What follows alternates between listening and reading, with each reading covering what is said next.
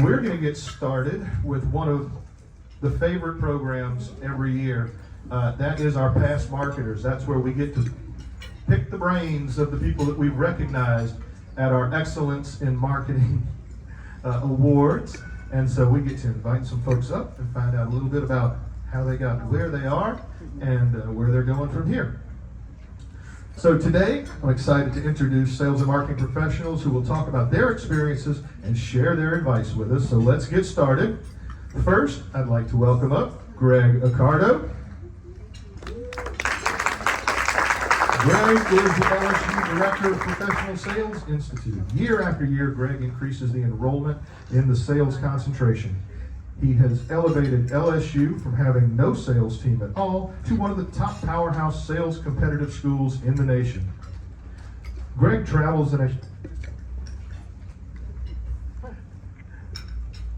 nation with the sales team, going to about 6 competitions per year. They go against schools that have been leading the competition for decades, and LSU is already among the top teams in all categories. One of Greg's main roles is to expand the LSU Professional Sales Institute through corporate sponsorships. He has secured numerous corporate sponsorships, including some of the most well-known companies in the world. His success in securing sponsorships is what helps the Institute to thrive. Ladies and gentlemen, Greg Accardo.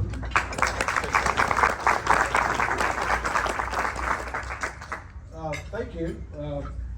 Great introduction. It's working. Everybody hear me? So, happy to be here. Hope I can share a little bit of insight about what we're doing at LSU. A lot of dynamic, innovative, mind-blowing things going on right now in higher education, and hopefully, we'll get to the point where I can share some of the things that we're doing, especially in the sales and marketing space. Thank you. All right, next up, on the microphones, we do have to stay very close to them. That's for all of our speakers. Just right on top of the microphone is the best place to be. Next up, let's welcome Tammy Dubois Brown.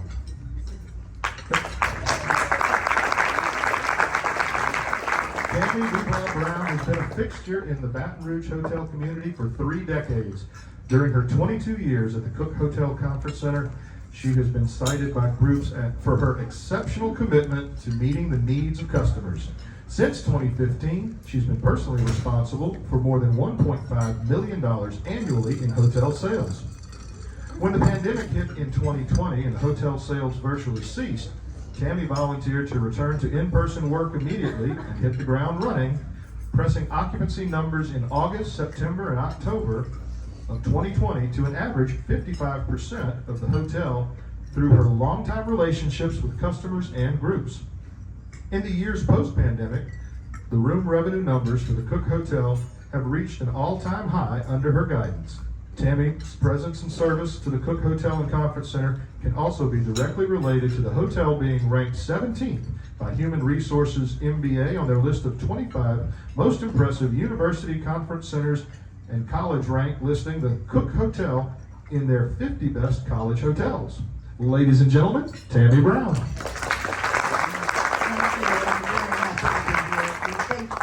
To me, I am excited to be a member. We're glad to have you. One of our most recent celebratees.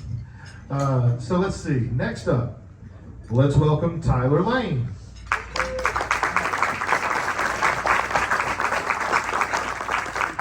Tyler Lane has been a large part in helping lead the team that has broken every record in the history of Jerry Lane Enterprises. He's the grandson of founder Jerry Lane, and just as his father did, Tyler started out as a car dealer and earned his way up. Beginning his tenure as an owning partner at the ripe age of 31, Tyler has high expectations, but manages to hit every sales and service objective month over month. Most notable is the opening of the 4th location in St. Francisville.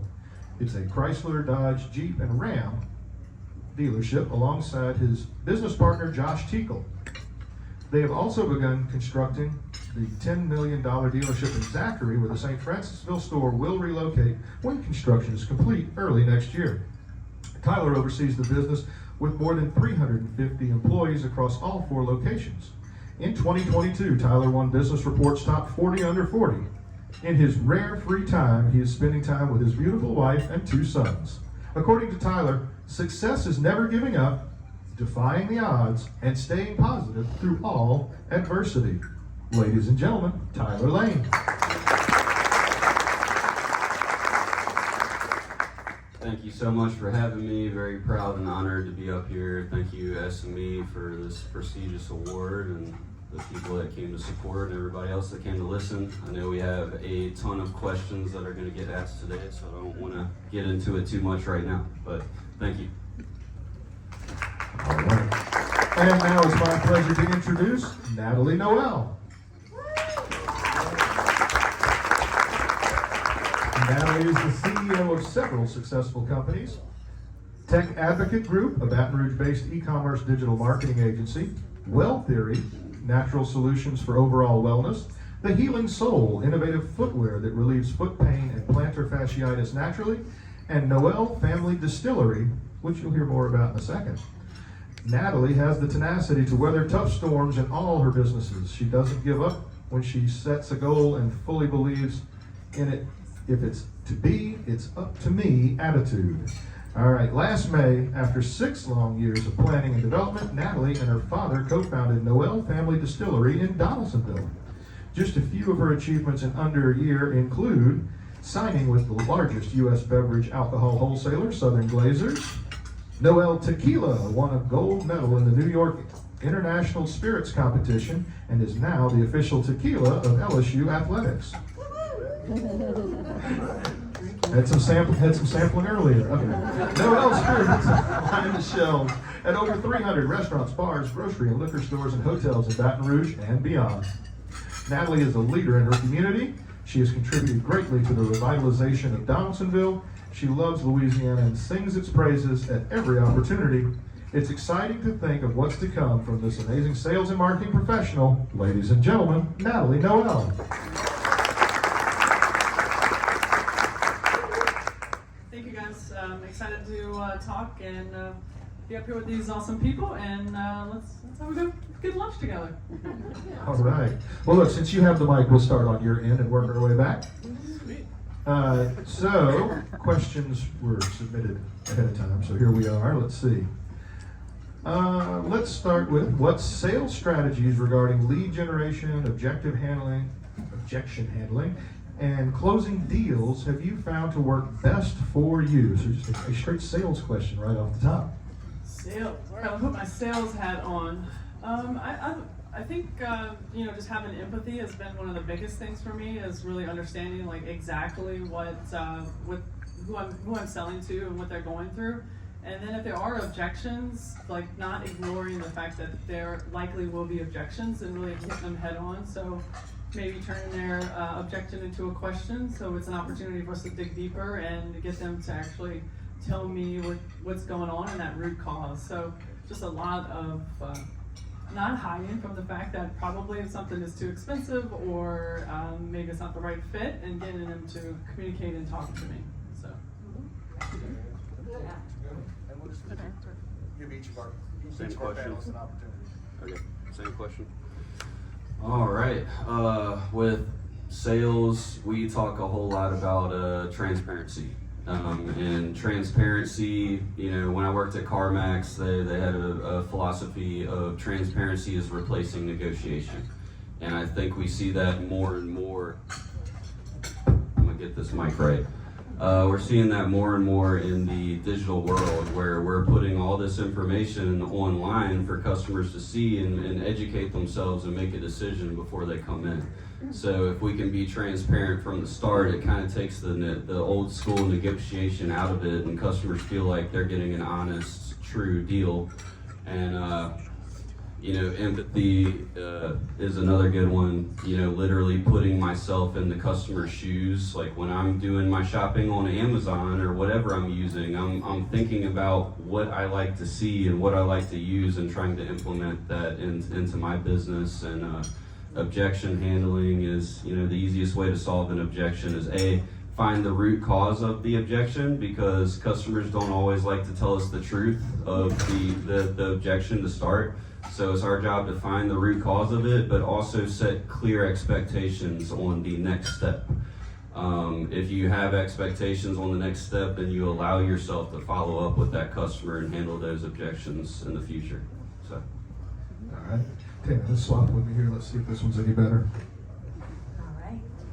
Well, I think the most important thing is learning what my client needs and all of what they need to do to make a successful meeting or their stay at the hotel. And we're a unique place. I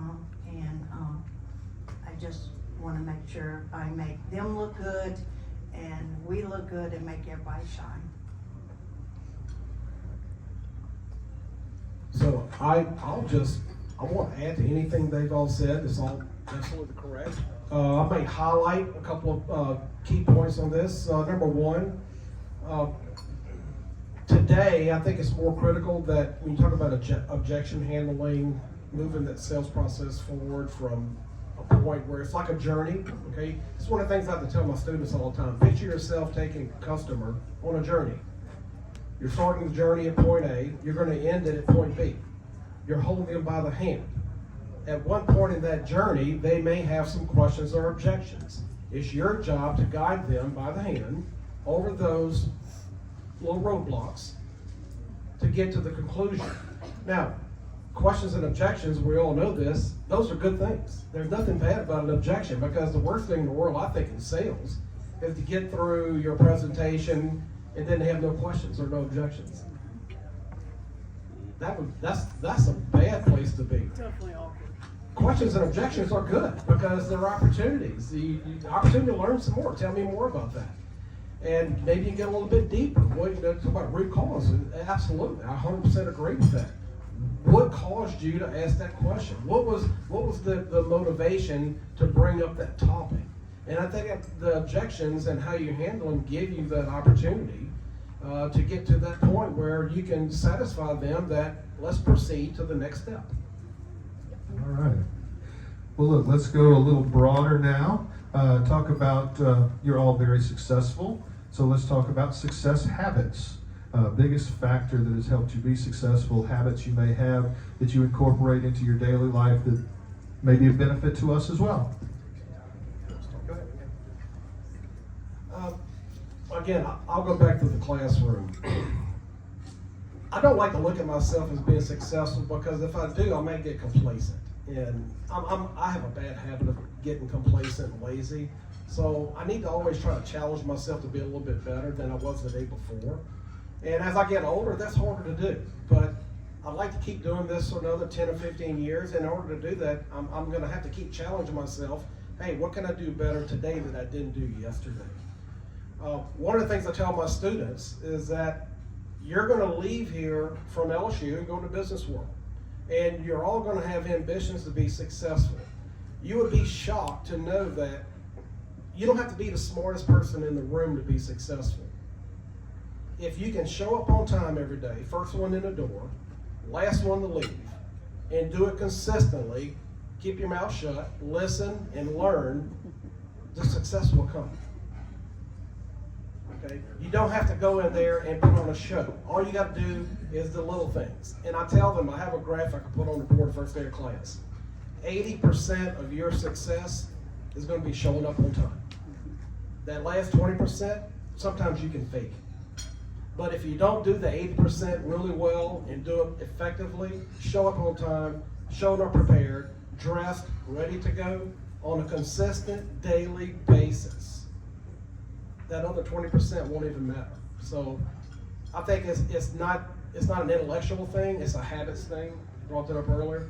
And if we can just do the little things, very good, show up on time. I'm sure Eric Lane agree with that. And you show up on time, be the first one in the door, last one to leave. And humble yourself. If they ask you to go clean the bathrooms, go clean the bathrooms. You have to humble yourself as a student coming out of college. You can't have an opinion of yourself that you are something special. You're not. Nobody cares. Okay? You've got to go earn it. But again, it's the little things. Amen.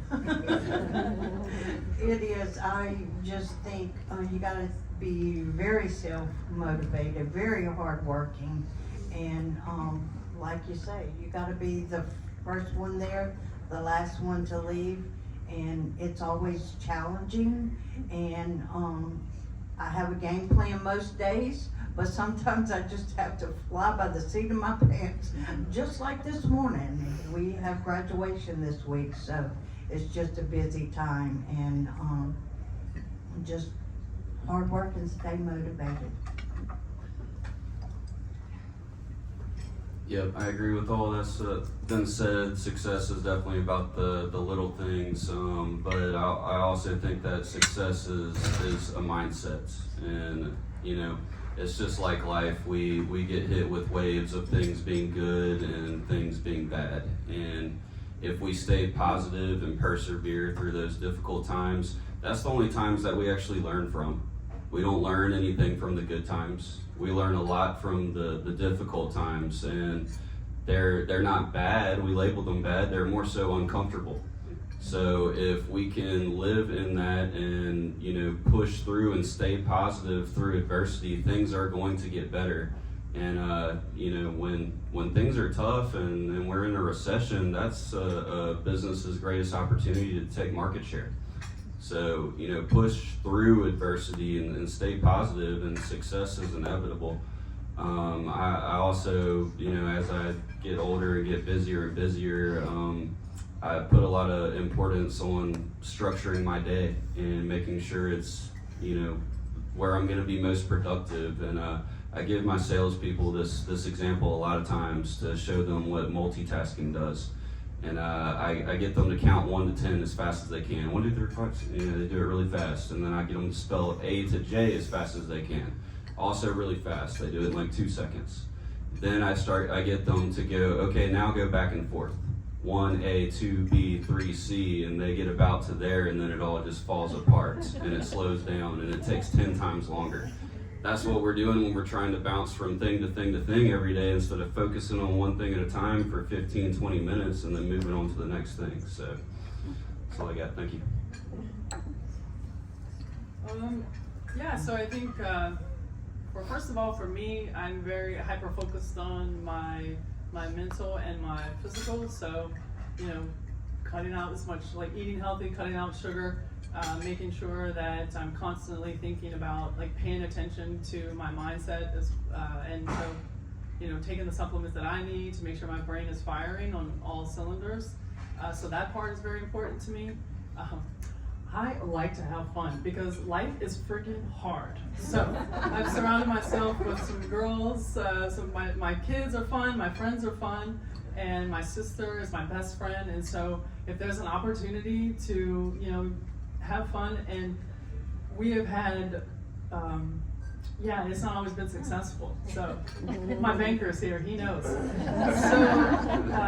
So it's like enjoying finding something to be happy about in that moment, and then surrounding yourself with people who also, you know, like to have fun as well. And then it's also okay to have a business partner who does not have fun ever. So you know, it's a good balance. Right? Yeah. Monica knows. And then I'll say diversifying. So we started the Healing Soul first. That was the first company we started. And we didn't know what we didn't know about product development and product marketing. And so then we figured out that you know, having a complementary product to that particular, that can sell to the same customer. So all those things you learn. So the diversification of with being able to sell multiple things to the same customer, which seems obvious, but you know, you're in it and you're thinking this one company is going to be the one that gets you on how I built this podcast, and then it doesn't, and then you got to think through what's next. So I would say diversification, but being healthy, surrounding yourself with great people, definitely the mindset. I mean, yeah. Okay. Well, look, let's come back to Tyler, because you mentioned time, and that was one of our questions that we wanted to talk about, and that was, how do you organize your time? Successful way, and anything that you do about how you organize your time, organize your day, set aside time that works towards your success. Well, I had a great example of a dad who is the most organized human being on the planet that I could. Yeah, I think everybody can vouch to that. He's got a Franklin planner that is basically a Bible that he always has with him, and every day he's got a list of things to do, and when he gets it done, he highlights it green. And if he doesn't get it done, he carries it onto and hand writes it on the next day, every day, until it gets done. So that's the system he used. I don't want to carry a Franklin planner around, so I use my phone that integrates with my computer, so no matter where I'm at, I have a calendar, and then everyone in here is probably familiar with calendar invites and how easy that is to keep yourself organized for meetings. But then I use my iCloud notes to basically put like a daily to-do task list aside from my calendar. You know, it's as you know, successful people typically get busier and busier as life goes on, and it just gets so much harder to manage things when we're getting, you know, I'd like to not multitask. I would like to sit down and focus on something for 15 minutes, but then I have a customer come in, I have an employee come in, you know, whatever happens, and we get pulled another direction. So the main thing is just to have something, some foundation that can bring me back to reality when I get hit from every different direction, and that's probably my best way to stay organized. All right, Tammy, you got this direction. Tammy? Well, I'm old school, and I have this famous notebook that is my Bible. I pretty much carry every day, and I write down every call, everything I do, and then I check it off. And if I didn't get that done, it goes to the next day. But it's really just staying focused, motivated, and just taking care of what you need to take care of when you can. And it is always like difficult some days that you can't get it all done, but you just prioritize and make what needs to come first, you do first, and then you just keep going. Okay, Greg? So, I'm probably not the best person to be here because I work in higher ed, and my calendar is a semester in advance. So, any of you have been to college, and most of you have, you know, you get a syllabus. Usually in that syllabus, there's a calendar. Well, that calendar is my life. So, class starts this day, here's the last day of class, exams, everything in between is already pre-planned, pre-arranged, scheduled, good to go. Now, that takes a little bit of work in the back end, the beginning, to actually build that. But fortunately for me, once that thing is settled, then all the other additional extracurricular things, I can just add those in, and usually I don't necessarily find myself backed against the wall because of deadlines. I usually have enough time to get things accomplished, fortunately. But I do appreciate when you're in business, and I've been a business owner before, it can be very hectic and trying to keep up, and I appreciate someone having a planner like that, manually keeping those tasks and moving them forward, because that's a skill. It's a habit you have to develop, but then it becomes a skill. The great thing about it is it makes you better at what you're doing every day. Would you agree? All right, we'll pass this down. You wasn't getting out that easy. Well, her name is Taryn Eubanks, and she's my new hire, and she is responsible for keeping things on track. I suck at this. I'm completely overwhelmed and I'm drowning all the time, so I do the whole write the notes, and then it does end up over and over and over on the next couple days, so yeah, I just had to hire people who are better at this than me and go from there. That's actually very good advice. Concentrate on your strengths and hire people that are better at the things you don't want to do. Okay. I don't want to get myself in trouble here. This was completely random. I'm trying to make sure that everybody gets a chance to go first. Tammy, what would you tell your younger self? You know, wish I knew then what I know now. What would you have told your younger self moving into this? believe in yourself. And never let nobody tell you I can't do it on my own. Good advice. Believe in yourself. Greg? That's a tough question. So, I think number one, surround yourself with better people when you're younger. Surround yourself with people who make you better. Don't surround yourself with people who are going to bring you backwards. Next thing is, I think my younger self, I would tell to talk less and listen more. There you go. Both great pieces of advice. Went through a lot of, I don't know, spiritual, mental adversity as I was growing up, and I wish that I would know then what I know now, that if I stay positive, life is going to get better.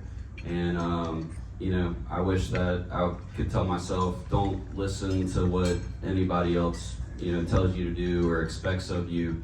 You know, look inward and find what you're passionate about and go after it. Because I think having a passion around what you do is the foundation and DNA for everything to be successful. Nice. Let's be real. We would all tell ourselves in 2020 to invest in NVIDIA. Shut it down right there. Then we're all good. I want to be like, oh, well, don't open the Healing Soul. But I've learned so much from that, you know, like it made the well theory a much better, more, you know, better, like a just more of efficient, a better company. But it's been a brutal life suck. So, but I mean, I guess I've learned from it. But yeah, I would talk to myself a lot. We all want to. The other thing too is like what Tammy said is like you are good enough, you're creative enough, you are talented enough, and you don't always need to seek outside affirmation, or you don't always need to go to the quote unquote expert, you know, to get that service from them. Like you actually can do it yourself, and it'll be okay. We would all like to avoid the pain that we went through, but it brought us to where we are, so the lessons come with the pain, unfortunately. Yeah. Well, look, now, since you have the microphone, I'm curious to know how everybody's thinking, you know, it's booze, everybody loves booze, we're good, right? Almost all of you, the rest of us are fun. All right.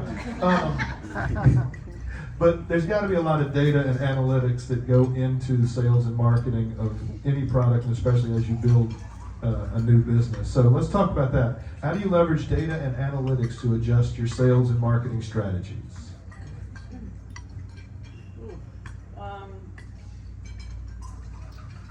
Well, first you have to get solid data, which is very difficult right now, especially in digital marketing. I mean, all the security things are really not giving us the best data, you know, with like, you know, social media marketing, Facebook advertising. So you've got to have good processes in place to make sure that you're making decisions off the correct data. So, I mean, yeah, we have access to, on the distillery side, we have the access to all of the accounts that are out there, the sell-through, you know, the repeat buying. So we can make strategies for, you know, getting them to reorder and pull through. I would say it's a lot of data so out there to be able to you know, pull through. And I know with I'm in social media, I do all the Facebook advertising and the social media advertising for all of our companies. So I live in the data. And so I don't necessarily, you have to be able to make sure it's clean. So I align it with what I put in, did I get that out that day? And then I make my decisions off of that. One thing on the well theory, it's a subscription, is where, you know, member retention is very important to us. So looking at the customer churn, making sure that we're adding new customers and we're monitoring that churn. So I'm pretty excited about that right now. You got some like a new shift in mindset of, you know, if you're trying to keep customers, that retention point, trying to get them to that retention point as quickly as possible. And so one thing that I'm going to be looking at with our data is we're revamping all of the way that we communicate to a new customer, just making sure that this concept is really in my head right now, but like instead of being a teacher, be a leader. So there's so much data out there, so much information out there for customers, like they don't need to know, like for us it's a supplement, so like just educating the mess out of them of how, you know, how this tart cherry is going to improve their inflammation. But more so be a leader in letting them and explaining to them and showing them like what the future is like if they take care of their inflammation, if they, you know, stay committed to our supplement regimen. So I would take the data and communicate with my marketing and my content. Yeah. Data, they say, is the most valuable asset in the world.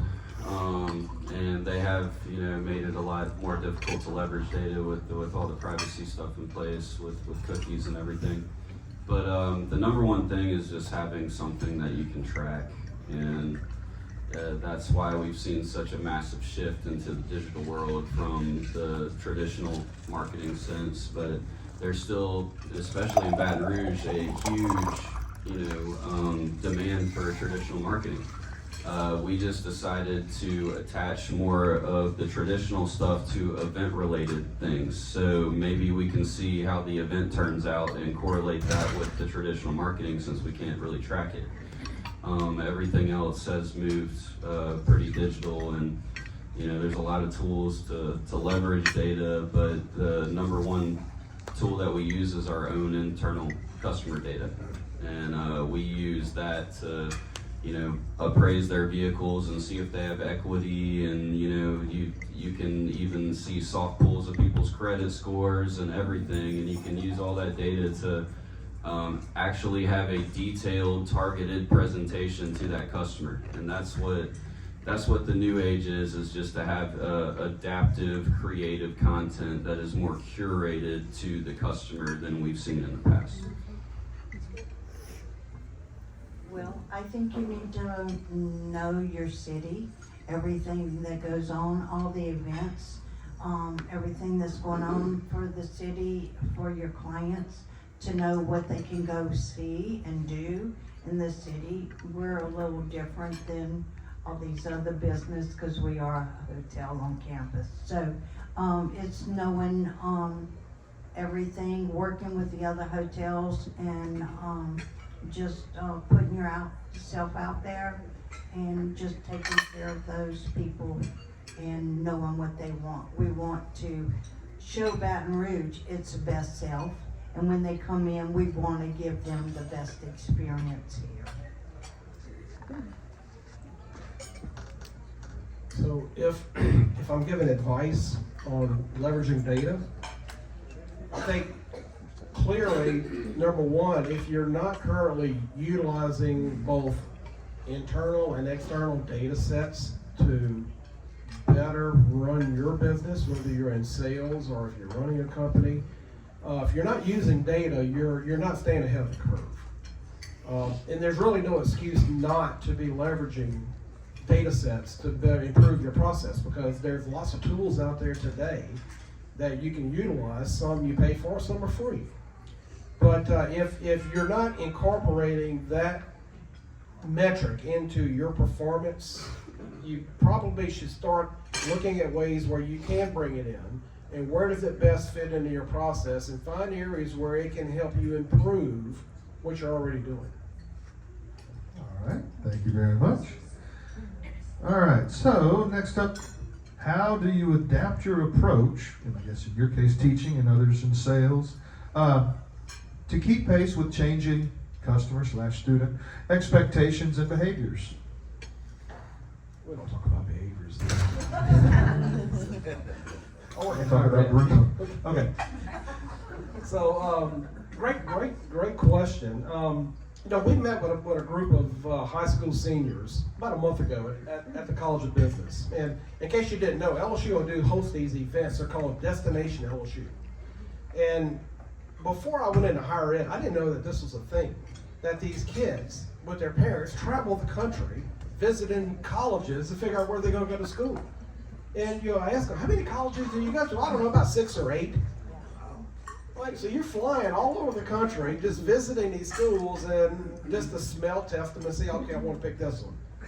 However, so we have these students, and we have about 300 students that are at the College of Business from every corner of the country you can imagine. Any state, you name it, they were there with their parents. And these are all students that are considering LSU and they want a business degree. And this question came up, and I told them flat out, I said, hey guys, look, number one, this is an exciting time to be a student in a College of Business. I don't care which one it is. Because in 4 years, by the time you come into LSU, the ones that are coming in the fall and they graduate in 4 years, they're going to be taking jobs that today don't exist. So we actually have the luxury of teaching these future leaders that are going to be taking these careers that we're going to watch evolve and just appear overnight. Now, has anybody here 4 years ago ever thought you would hear about a career as a prompt engineer? Has anybody heard of a prompt engineer 4 years ago? Today you know what a prompt engineer is. Assume that we don't. So here's your quiz for the day. So generative AI, I'm sure most of you here are using generative AI, ChatGPT, some other tools, but prompt engineering is a skill set and the ability to make the machine learning give you the results that you need to accomplish the task that you're trying to accomplish. And the machine doesn't know what you want. You have to task it. If you can prompt it, and that's what we call prompt. Prompt is just a set of instructions. Here's what I need. Give me this. Create this template. Write this paper. Okay? Prompt engineering is going to be the new career path that we're going to see. That's going to be pretty dynamic. And we're already teaching some prompt engineering courses that are going to start in the fall at LSU. But just that's an example. These kids are going to be going into careers that today we're sitting around here in this room, we've never heard of them. Okay, so change, change is ramping up really fast.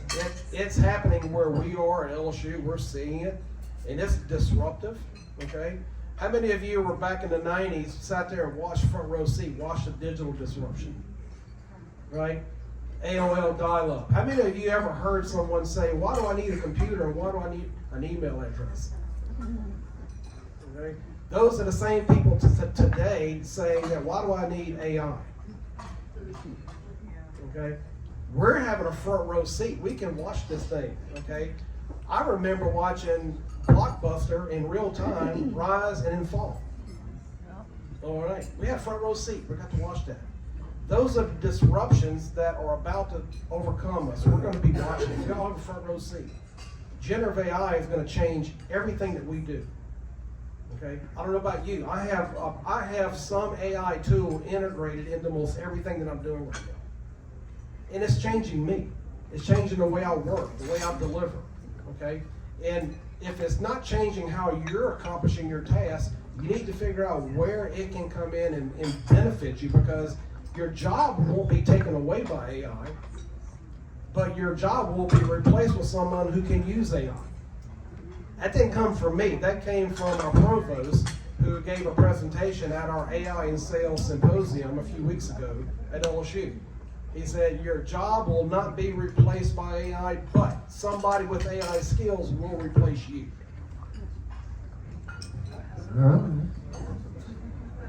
Thanks. Open the Bombay doors. Well, I have never actually thought of a hotel being a career, ever. But it has been very successful for me. So, anyway, just go out there and follow your dreams.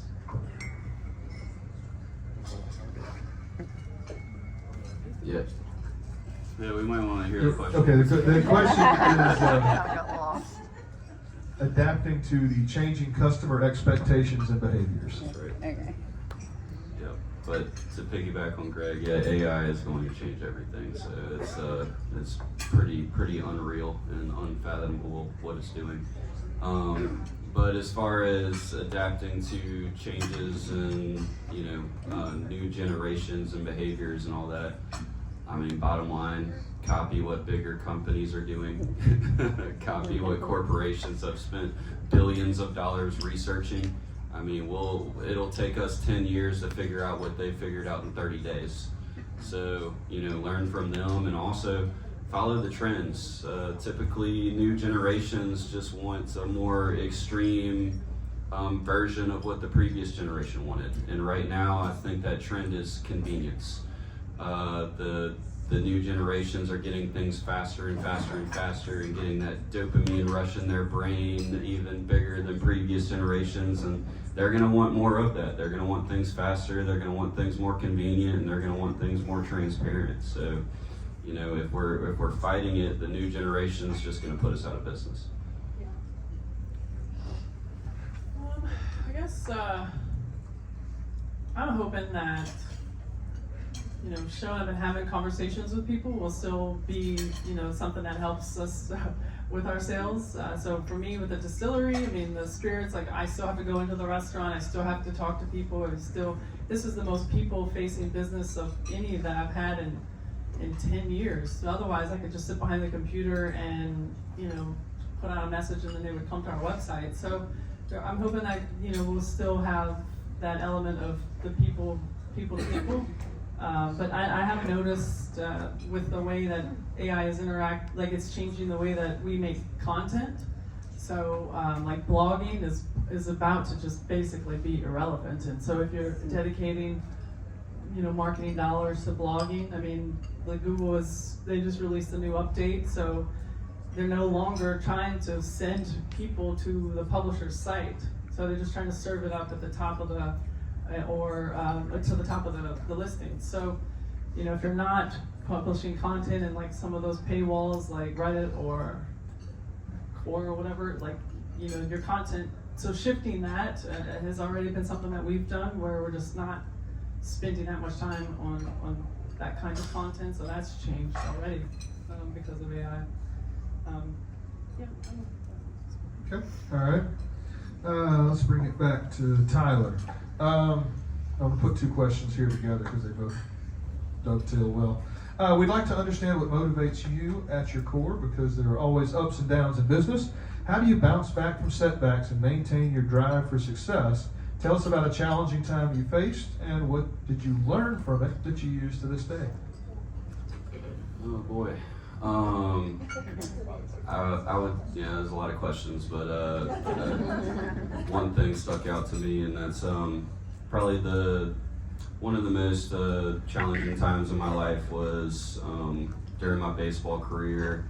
I played D1 college baseball, and I had my throw and shoulder completely reconstructed my first year in college, and I played 4 more years after that.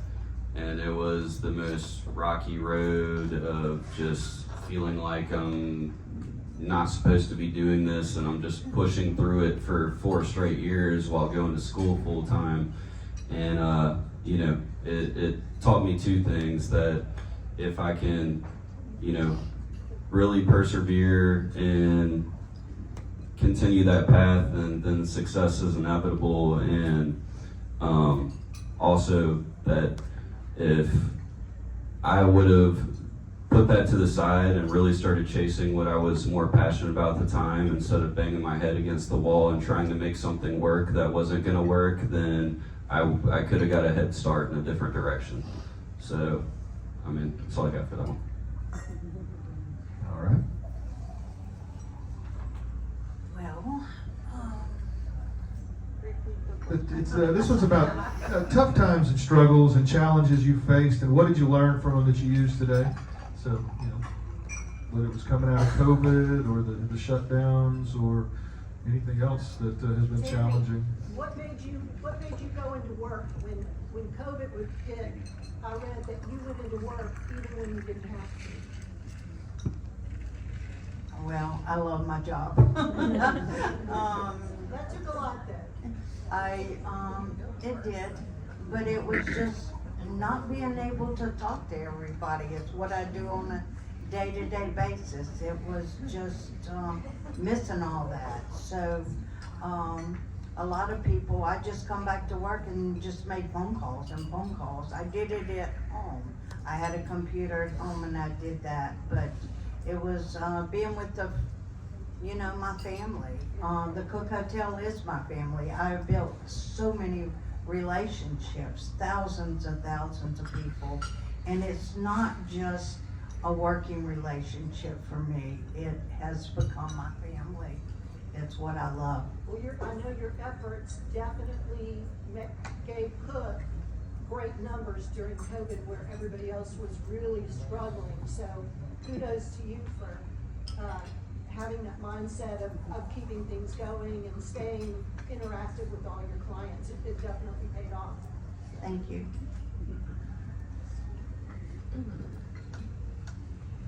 Mistakes. I've had a few, but then again, Where do we start? So, you could write a book on mistakes that I've made, and it'd be a thick book. I've accomplished a lot, I feel like, but I did it all the hard way. There was easier ways to do that. I was the guy who flunked out of college back in the 80s and decided to go back to school with a full-time job, working nights, and complete a degree, which was the hard way to do it. The easy way to do it, then do it whenever I didn't have a wife and a house note. And I could have finished college, but no, I had other priorities. Fred's was calling. So got a 4.0 over there, but off the street university, no, we'll see you later. You need to go to work somewhere. You can't be a college student anymore. Wow.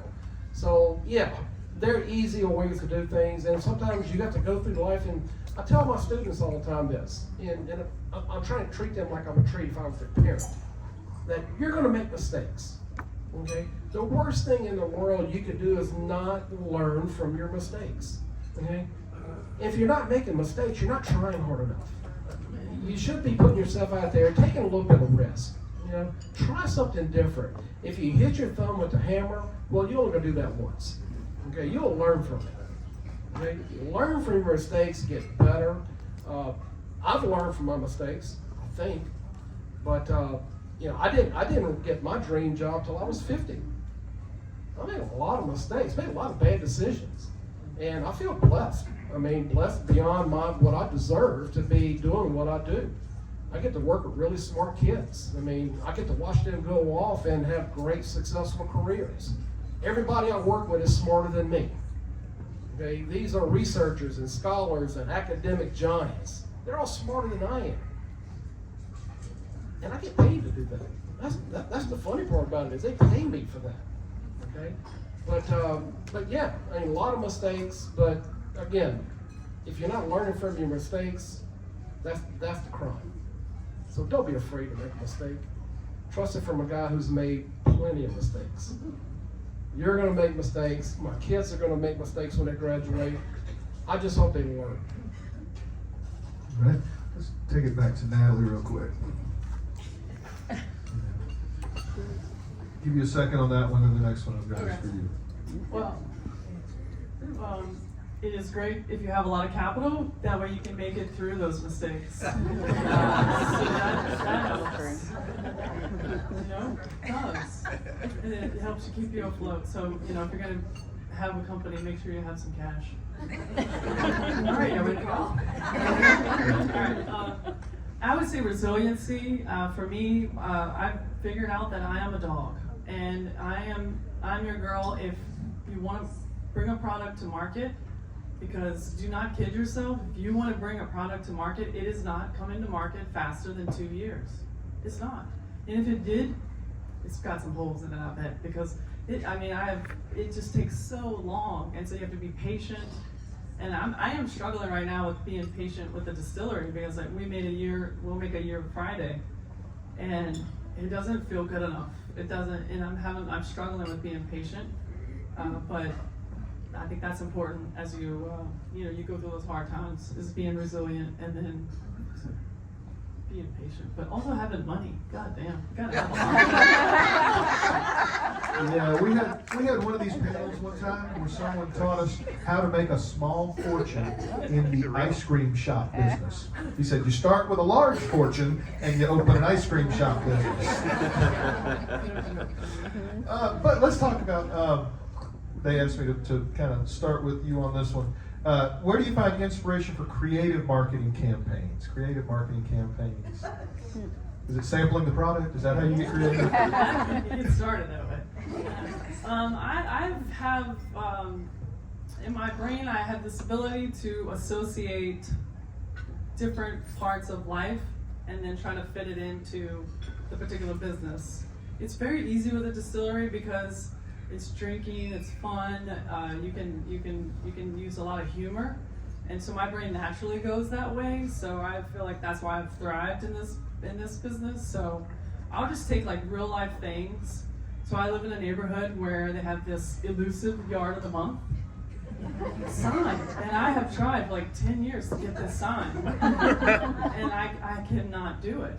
So I thought of, you know, those old school lawn chairs, like back in the 80s. I had this idea where I would sit the lawn chairs out, have my sister, because she and I, we have this banter that I think is funny.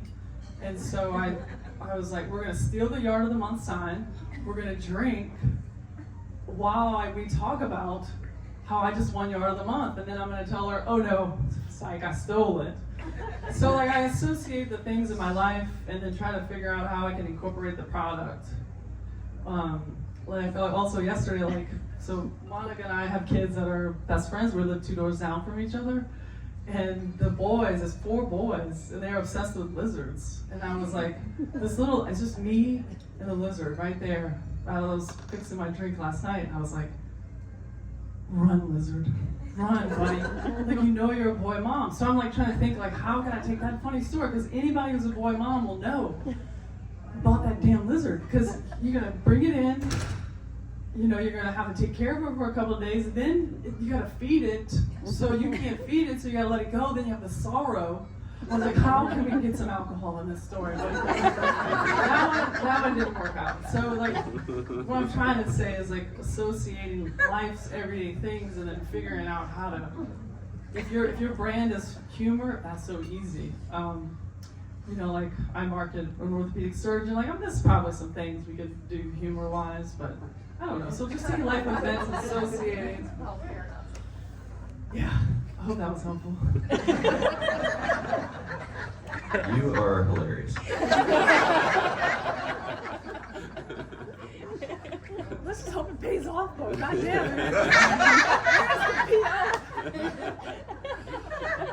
Creativity is a super weird one, because I mean, you can get a little woo-woo on creativity, because for the most part, I mean, you kind of got it or you don't with creativity, or seek counsel from people that are creative if you don't have it. But you know, I produce music on the side and I DJ, so I'm kind of in the art world, and I'm always trying to inspire creativity somehow.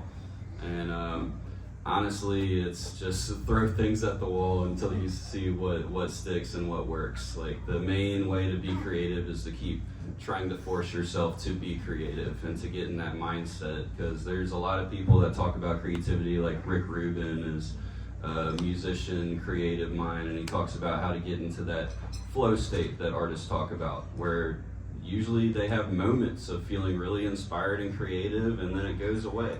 And they're always trying to get back to those moments. But you guarantee yourself that you don't get back to that moment if you stop trying.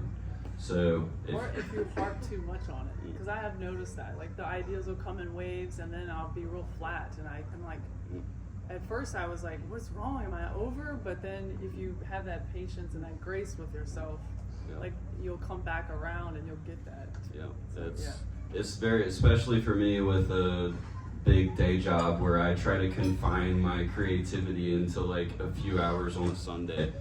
It's really hard to make myself get into that creative space for that short amount of time. But if I'm trying to force myself to be creative throughout the week, I know that I have a better chance to get there. And now, I have to say, Jerry Lane was very fortunate for decades to have Sandra Yeah. Employed so much creativity in their advertising. Yep. And they use testimonials, they use, people that are part of our community in their advertising.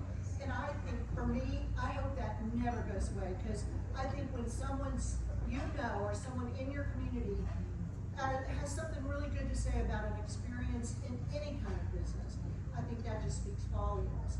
And you represented that Jerry Lane so well for so many years. Talk about creative, it was just unbelievable. Thank So, you. kudos to you. Thank you, Nancy. Yeah, the 80s, 90s commercials that we have, we still post them to today because they are truly timeless. Like the claymations and everything, like it's something that I would love to see today. So you're way ahead of your time, and thanks for all you do, because we're still riding the coattail of what you did. Well, we try to get the creativity from, we have a lot of people that are in college and they're young and vibrant and just have a lot of ideas. So we kind of focus on them and learn from them.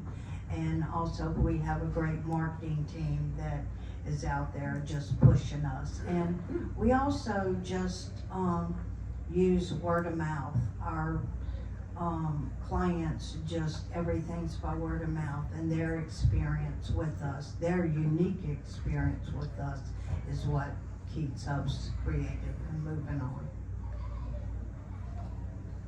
So I'm gonna put my academic hat back on.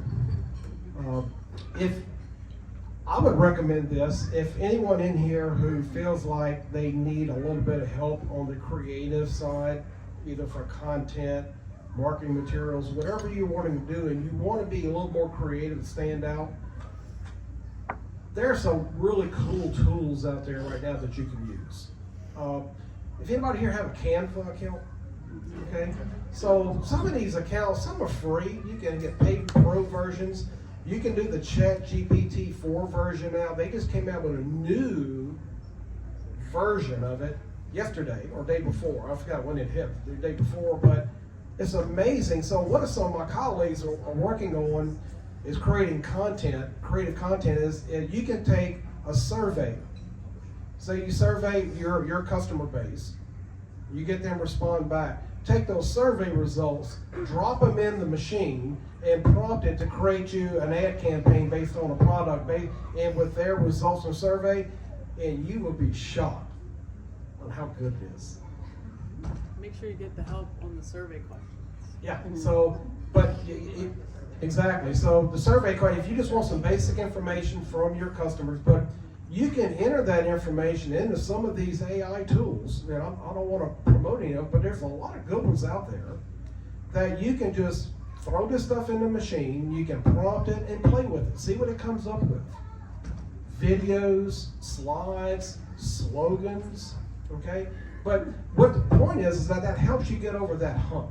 If you start getting those creative blocks in your career where I just can't come up with any new ideas, these are cool tools that you can use and implement to get you over that hump. To get that juice going again, get that vision, and give you some ideas, maybe 3 or 4 options. So I would recommend, again, generative AI is here, is getting bigger, but if you're in the marketing space, you've got really cool things that you can use to come up with some great content. All right, before we get to the end here, I want to kind of lump some other things together. We're Rapid fire, okay. because we're kind of running out of time, unless you have a good one still. I was going to go with books, podcasts, and anything that you relatively use to educate yourself that would be beneficial to us as professionals growing. So books that you would recommend, or podcasts, or other tools, like you kind of just said, that are beneficial to you, that would be beneficial to us. Then we'll do the rapid fire right after that. Okay, well, I'll shamelessly plug my podcast. It's called Talking Sales, and I do it from the College of Business. I interview thought leaders from all over the country on different topics. Books, the book right now that I have assigned to my students, now I make them read a book every semester. Right now, for the last 2 semesters, I've reported them to read Gap Selling by Keenan. So if you're interested in learning how to get better at handling objections, okay, using questions and objections, I would highly recommend read Gap Selling. If you're familiar with spin selling by Neil Rackham, Neil Rackham wrote a book back in the 80s, Spin Selling, which is like the godfather of consultative selling. Well, there's a new version of that now. It's called GAP, G-A-P, Gap Selling. Highly recommend the book. I like to read devotionals, and also I just like to be inspired by the people and my clients and what they inspire me to move on. Yeah, I'm the worst to ask this. I did not read a bunch of books. One of the questions was like, what's your favorite book? And it's called A New Earth by Eckhart Tolle. So it's, I don't know, if I'm reading something, it's typically just wanted to be inspirational, motivational, spiritually and mentally healing, because I think everything else in life kind of takes care of itself as long as I'm good internally. But as far as learning sales tactics and things like that, I just find people that are doing a better job at it than I am and try to learn from them directly. One of my absolute favorite podcasts is How I Built This by Guy Raz. So it's got like 500 episodes. I've listened to all of them maybe a couple of times. I like it because they screw up just like I do, so it's good. And then you can just keep that vision, like, okay, we just keep going or cut bait in certain things. I had mentioned retention point. So some books you read and you're like, damn, that was a waste of time. I didn't really get anything. And this book on audiobook on Audible is like an hour and a half. And just the mindset shift that it gave me this week, I'm really inspired by it. So retention point, just it's easier to, just about retaining customers. And then like anything on the psychology of like how we buy, why we buy, like Nudge, I think is the name of the podcast. So that's always good to understand why people buy when you're trying to sell. So the audiobook was Retention Point? Was that the name of the book? Yes. Okay, cool. Got it. All right, rapid fire. Real quick. Favorite vacation spot? Actually, maybe about 4 questions, and then we'll ask the mic after that. Sure. Well, I want to go to Greece, but I haven't been there. So I would say we always go down to 30A, so on the beach. All right, favorite restaurant? I really like Solera, if it's local in Baton Rouge, Solera. All right, favorite food? I really hate eating. It just makes me feel gross. No, I'm just kidding.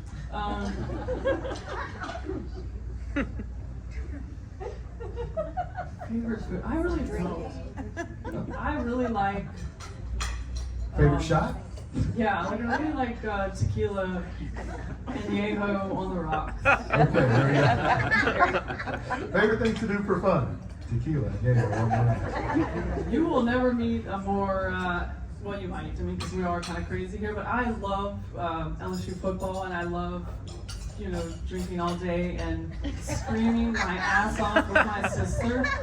I mean, like, I was a college athlete, so I don't get those feelings very often, but like when you're in the Tiger Stadium and you're just drunk and you're just screaming your ass off because they're doing what they're supposed to do, Wait, last one. Biggest business goal in the next few years? to be profitable. Profitable, yes. Not to detract from any of my nonprofits in here, but as a DJ service and event producing service, we get that. But we're a nonprofit. Well, we're trying not to be. Okay, let's start. Vacation spot, Tyler. Anywhere in Colorado, probably Aspen. Nice. And favorite restaurant? Sorry, Baton Rouge, but Hummus House. Oh, very nice. Favorite food? I'm weird. Shrimp po' boy. I'm trying them everywhere. And a favorite thing to do for fun? DJ, scuba dive, snowboard. I'm an adrenaline junkie. All right, and biggest business goal for the next few years? Number one volume dealer for all the brands we sell, and we're getting close to that, and then potentially diversifying our portfolio in the future. Nice. Okay. Tammy, favorite vacation spot? Port St. Lucie, Florida. Nice, nice. Favorite restaurant? Modesto's, Okay. Favorite food? Mexican. Favorite thing to do for fun? Hanging out with my granddaughter Emma. Nice. And biggest business goal in the next few years? Putting heads in beds. There you go. Greg, favorite vacation spot? I guess I'd have to say Destin. We'll be there next week. Favorite restaurant? You know, my wife brought me the Chow Yum Fat not long ago, and I can't get over those crispy pig ears. All right. Favorite food? Italian. Italian. Favorite thing to do for fun? I've about the last year or so, we've been doing a lot of road biking, and so I'm getting a lot. I'm kind of like Tyler, you know. Getting with a bunch of old fat guys. We get on road bikes and ride 20 miles. Get exhausted and come home and play on the couch. It's fun. I'm enjoying it. Biggest business goal in the next few years? Yeah, that's a good one. But you know, we just hit 10 years on the LSU Professional Sales Institute. I was fortunate enough to be part of that upstart and taking it to this point. I'd like to do another 10 years, so I'm ready for the next phase. All right. Yeah, and I was sharing with him on Sunday, we're going to be out at Point Marie for a No Such Thing as Impossible bike race. It's a charitable thing that we've done the last 2 years.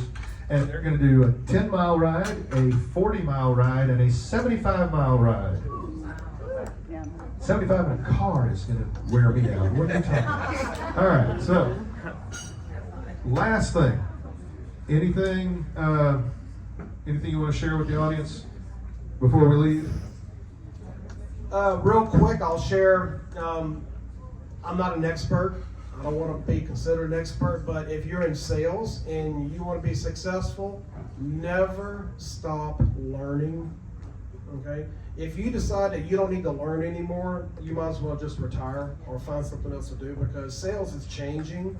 Customer expectations are changing, the markets are changing.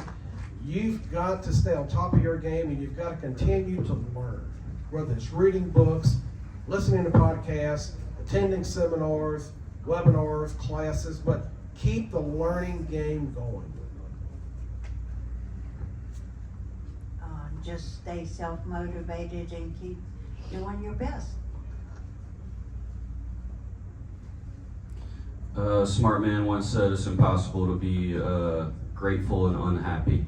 So I just, want to say I have a ton of gratitude for my dad and my Aunt Sandra for being here and everything that they've done for me and to support the company and grow our business and our family and support all the employees and the community that we've been able to. So I just want to stay humble and grateful and continue this thing. So thank y'all. Just keep drinking. Well spirits. Rum, tequila, vodka, pickle vodka for your Bloody Marys. I'm just kidding. Thanks, guys. I feel like we're very vulnerable. I feel like you know a lot about me now, so I don't have much else to share. But if anybody has any questions, I don't mind. I'm open. All right. we got time for very quick questions. All right, right here. And hopefully you filled out your surveys, turn those in. We're getting drawn for door prizes. There you go. So real quick, we have a variety of ages here. I felt my challenge are those the 20-year-olds, the 30-year-olds. We want to get them there early. It's like, oh, I can't get there till 9. I mean, how do you inspire, encourage the group that are you working with those ages and getting them fired up? I don't. It's interesting. I don't understand. Let's just put this to bed that the millennials are great, because that's not millennials. Okay. See, I'm a millennial. Oh, I'm sorry. fantastic. It's because the Z's and H's she's Just to worried. specify, I mean, to be clear. Actually, I've struggled too, but I really have to try to be flexible, and try to just get the work done. Just get the shit done. That's what I try to say. I don't know. Yeah, I don't think that's a good answer for that. Anybody have any experience with the Z's and the A's that they want to share? Yeah, Greg. Greg is nothing but Z's and A's down there.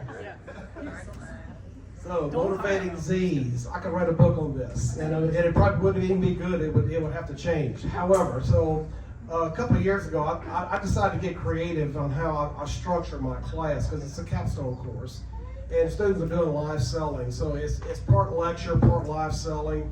So what I do, I create sales teams in the class, usually 6 to 8 students on a team. I make the team go select a manager. I say, you got 2 days, now come back, tell me who's gonna be the sales manager for this sales team.